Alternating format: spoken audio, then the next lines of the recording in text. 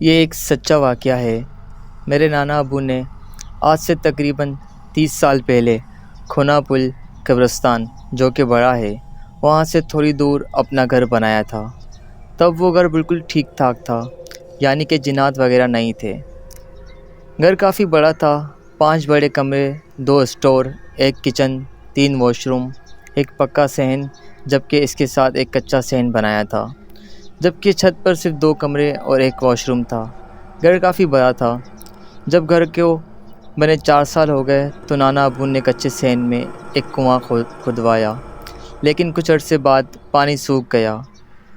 تب نانا ابو نے کنواں بند کروا دیا تھا، لیکن کنواں بنوانے کے بعد سے ہی گھر میں جنات کی موجودگی کا احساس ہونے لگا۔ میرے 3 ماموں اور 1 خالہ ہیں۔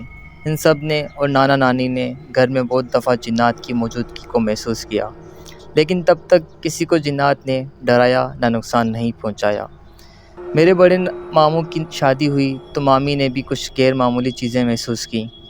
نانا ابو نے کنواں بند کروا دیا تھا۔ ایک دن میری نانی امی نے ایک کمرے میں آٹے کی بوری رکھی۔ جیسے ہی وہ کمرے سے باہر نکلنے لگی، وہ آٹے کی بوری خود بخود کمرے کے دروازے کے پاس آ گری۔ وہ بوری اپنی جگہ سے تقریباً 10 فٹ دور جا گری۔ میری نانی دوڑی نہیں بلکہ واپس اسی جگہ بوری رکھ آئیں۔ میری نانی امی اور نانا شروع سے دونوں گاؤں کے رہنے والے تھے۔ انہوں نے گاؤں میں بہت بار اس طرح کی چیزیں ہوتی دیکھی ہیں، اس لیے وہ ڈرتے نہیں ہیں۔ اس کے بعد گھر کے ہر فرد کے ساتھ کوئی نہ کوئی واقعہ ہوتا رہا۔ میرے بڑے ماموں اور مامی چھت پر رہتے تھے۔ ایک دن میرے چھوٹے ماموں نے مامی کو ڈرانے کے لیے دور سے چھوٹا بھالو مارا۔ وہ مامی کے پاؤں پر لگا، لیکن مامی کچھ کہے بغیر ہی کمرے میں چلی گئیں۔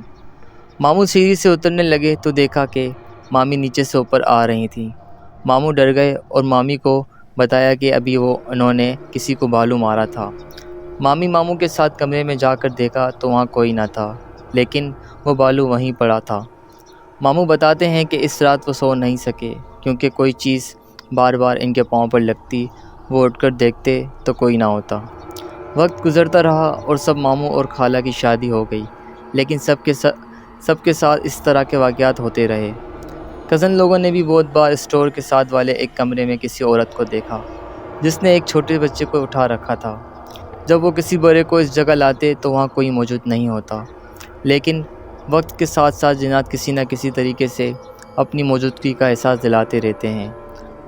اب تو سب کو یقین ہو گیا تھا۔ میرے نانا چھت پر سوتے تھے، گرمیوں میں باہر کھلے آسمان کے نیچے سوتے۔ ان پر 2-3 دفعہ کسی چیز نے حملہ کیا۔ ان کی مچھردانی اکھاڑ دی۔ نانا چارپائی کی ایک طرف کلہاڑی رکھتے تھے۔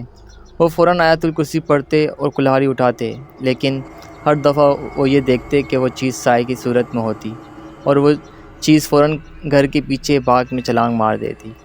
نانی کسی عورت کے کہنے پر ایک خاتون کے پاس گئیں۔ انہوں نے کہا کہ وہ جنات اس بند کنویں میں رہتے ہیں اور آپ کو وہ اس لیے تنگ کرتے ہیں کہ آپ وہ گھر چھوڑ کر چلے جائیں۔ نانی اور نانا ابو نے فیصلہ کیا کہ وہی گھر بیچ دیں گے۔ جب گھر بیچنے کی بات سب کو بتا دی تو اس کے بعد رات کو صاف نظر آتا کہ چھت پر بنے کمرے کی چھت پر کوئی بیٹھا ہے، اور اس بات کی تصدیق ساتھ موجود دوسرے گھر کے لوگوں نے بھی کی تھی۔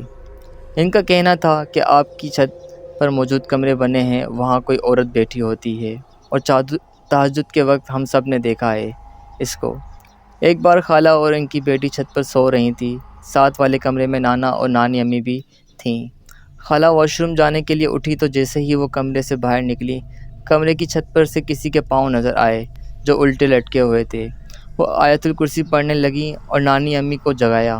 خیر کچھ عرصے بعد گھر تو بک گیا اور اس گھر سے جان چھوٹی۔ میں نانی امی کے اس گھر ہر ہفتے جاتا تھا، لیکن میں نے کسی جنات کو نہ کبھی دیکھا نہ ہی کبھی محسوس کیا۔ جب میری عمر 17 سال تھی تب وہ گھر بیچا تھا۔ ان 17 سال میں ایک دفعہ بھی میں نے کسی چیز کو نہیں دیکھا۔ گرمی کی آدھی چھٹیاں میں نانی امی کے گھر پر گزارتا تھا۔ میری امی نے بھی کسی چیز کو نہیں دیکھا نہ ہی محسوس کیا، جبکہ نانی امی، نانا ابو اور گھر کے ہر فرد نے، یہاں تک کہ بچوں کے ساتھ بھی واقعات ہوتے رہتے تھے۔